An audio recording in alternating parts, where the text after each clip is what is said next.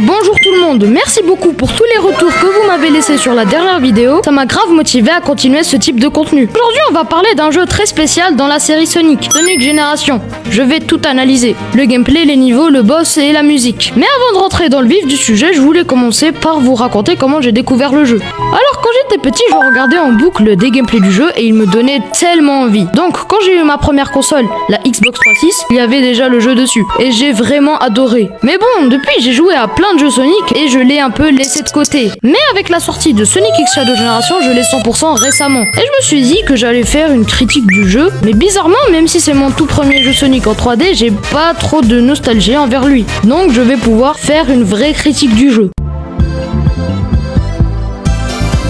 Le gameplay moderne, je trouve déjà que c'est le jeu où Sonic se manie le mieux, avec le meilleur drift et le meilleur boost. Et j'ai aimé la plupart des niveaux, sauf Sky Sanctuary qui est chiant, et bien évidemment Planet Wisp qui est hyper long. Mais je pense que c'est parce que c'est le dernier niveau qu'il est aussi long. Mais bon, ça reste de très bons niveaux, mais que je trouve assez chiant dans la rejouabilité. Par contre, il y a la mécanique du Light Speed Dash avec une traînée de rings qui marche une fois sur 10. Sinon, pour le level design, il est excellent dans l'ensemble. Ils ont pas fait exactement le même que dans les jeux originaux. Par exemple, le Rooftop Run de Sonic Unleashed n'a rien à voir avec celui de Sonic Génération. Et je trouve ça impressionnant puisqu'ils ont fait le jeu en seulement un an.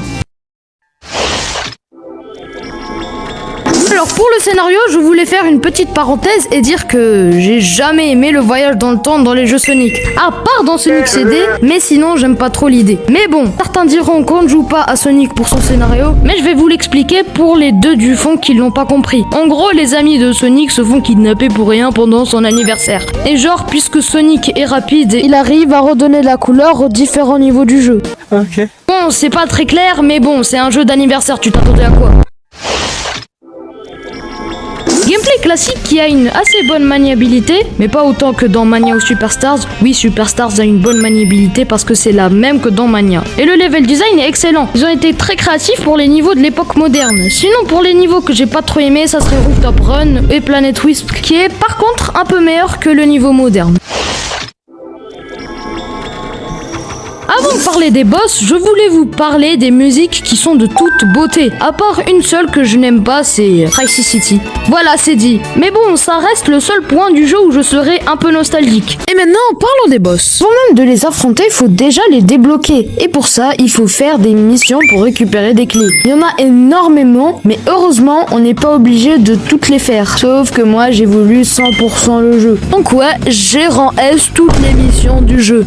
Et j'en ai chié, putain. Franchement, les zones qui ont les pires missions, c'est clairement Seaside Hill et City Escape. Entre les chronos trop serrés, les ennemis random mal placés et les mécaniques relous, t'as juste envie de balancer ta manette. Mais une fois les 3 clés obtenues pour chaque zone, on débloque les boss. Et honnêtement, c'est mes boss préférés, tous jeux Sonic confondus. Les boss dans Sonic, d'habitude, c'est sympa, mais jamais vraiment marquant. À part peut-être Metal Overlord de Sonic Heroes ou les bons gros classiques de Sonic 2. Mais là, dans Génération, j'ai vraiment kiffé. Le premier boss, c'est peut-être le plus facile, ouais, mais il reste fun à faire. Ensuite, Perfect Chaos qui est franchement incroyable. C'est limite une réinvention de l'original. La mise en scène, la musique. En plus, ils ont fait un mini niveau à l'intérieur du boss. Donc, c'est vraiment très cool. Ensuite, t'as le Egg Dragoon qui change complètement la formule de ce qu'il était dans Sonic Unleashed. Et bien, malgré ça, je l'ai trouvé très très sympa. À part Eggman qui répète tout le temps qu'il faut changer de rythme.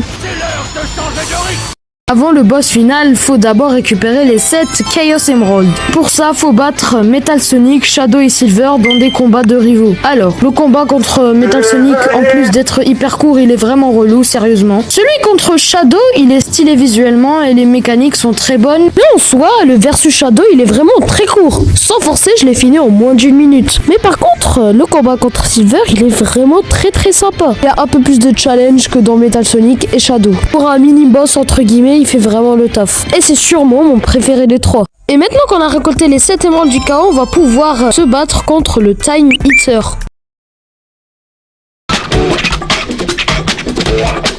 Franchement, s'il y a bien un truc qui m'a déçu dans le jeu, c'est le boss final. Tu t'attends à un vrai combat qui claque et au final, c'est juste vide. La plupart du temps, tu fonces tout droit, tu fais pas grand chose et il se passe quasiment rien. Le pire, c'est que le boss, il est vraiment long, hein. Il dure 5 minutes minimum et pendant ce temps, tu fonces tout droit et il y a les persos autour de toi qui passent leur temps à répéter les mêmes phrases. Je répète ça au moins 20 fois.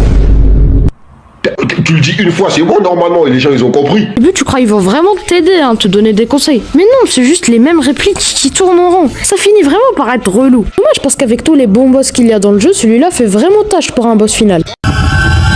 Donc, pour conclure, Sonic Generations, ça reste un solide 9 sur 10. Il y a énormément de bons niveaux, quelques petits détails un peu moins réussis, mais rien de dramatique. Les boss, dans l'ensemble, sont vraiment bons, contrairement à ce que disent beaucoup, sauf ce boss final qui lui manque totalement de mécanique et de vraie réflexion. En tout cas, désolé pour ces 1 mois d'inactivité, et si t'as aimé la vidéo, lâche un gros pouce bleu comme Sonic le putain d'hérisson.